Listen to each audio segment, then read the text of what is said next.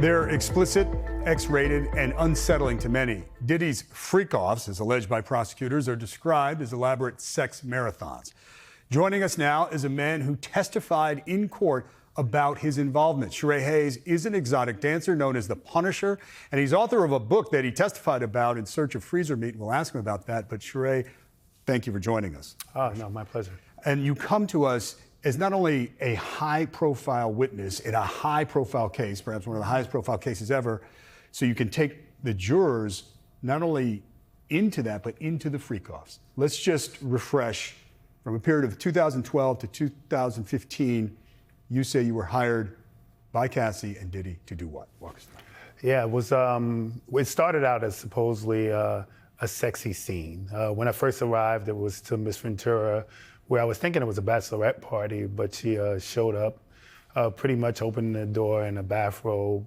Clearly she was nude under, and I was quickly propositioned to create a scene, a voyeur-like scene where we were supposed to get on couches across from each other. There were bottles of baby all around. It was dimly lit, and we were supposed to do a mutual massage kind of sexual interaction while her husband, which I was told at the time they were a married couple, was going to eventually join the room and watch us. I was specifically told to not acknowledge him, not look at him. We were supposed to act like he wasn't there, and that's kind of weird. That's where the situation started, and that's what thought I was required to do. You testified early in the case, and Erica, you were covering there when Sharay was in court. What were your observations in those early moments as Sharay? One of the things you said that I made sure I wrote down is when you described Sean Combs when he walked into the room. Do you mind telling our viewers about that, the kind of what he had over his face? Yeah, so it was a very odd situation because when he came into the room, I could see that it was he was nude. But he actually had on what I believe is called the burqa. It was kind of those veils that Muslim women wear where their faces are completely covered, but you can only see their eyes. So it was kind of just an awkward, startled situation because I knew the husband was coming in, but I wasn't expecting him to be nude and then again with the face covering to kind of conceal his identity.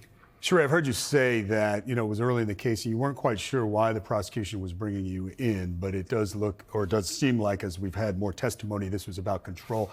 There was no doubt in your mind that this was a situation, the scenes controlled by Diddy.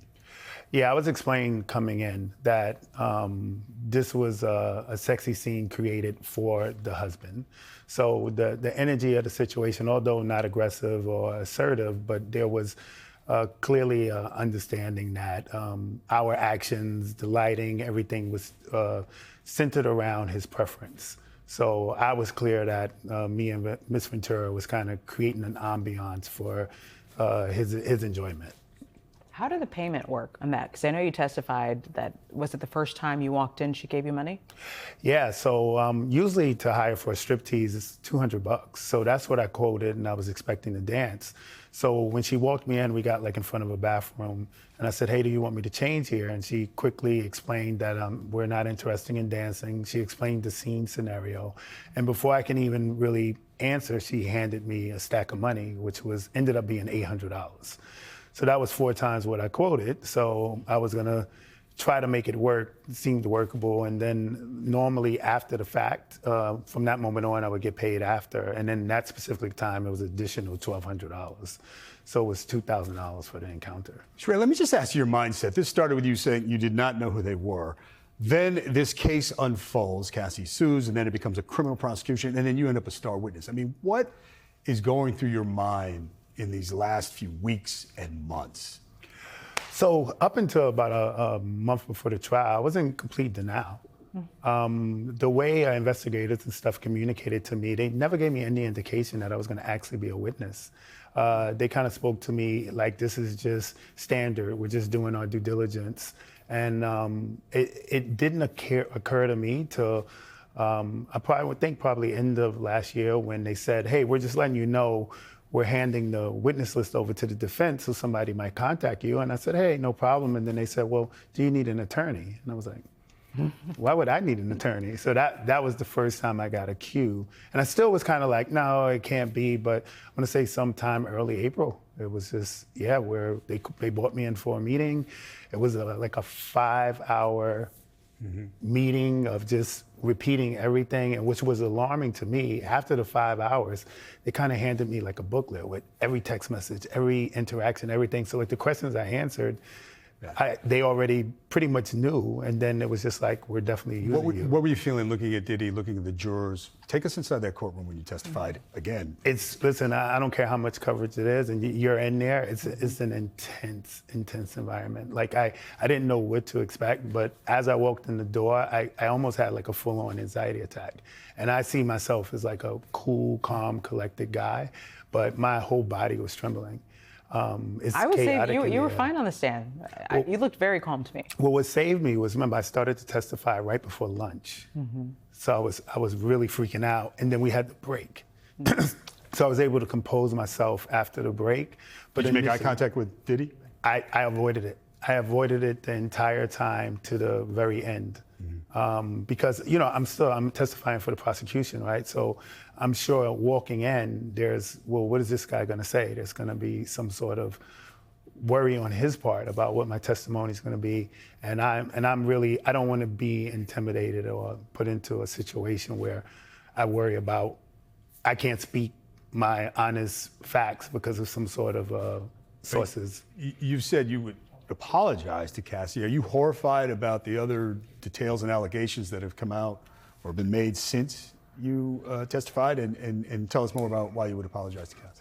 Yeah, I mean, even though in my actual experience, I didn't see aggression, or it didn't appear to be like she was under distress, but when you hear her testimony and the idea that she was forced and doing this against her will and heavily medicating herself to get through it, you know, as a man who, you know, was raised by a single mom, I respect women. You know, my profession is dealing with women on a high level in terms of the celebrations and stuff. Just the idea of possibly being a part of a woman being forced into these acts is just doesn't sit well. So if I did create that scenario for her, even unknowingly, that's something I would want to apologize about. And in your experiences, you're saying Combs was just merely a voyeur in that, right? No physical interaction, you're saying? Yeah, no physical interaction, always across the room. And as I think back to it, the lengths that he was going to hide his identity, every time they would interact,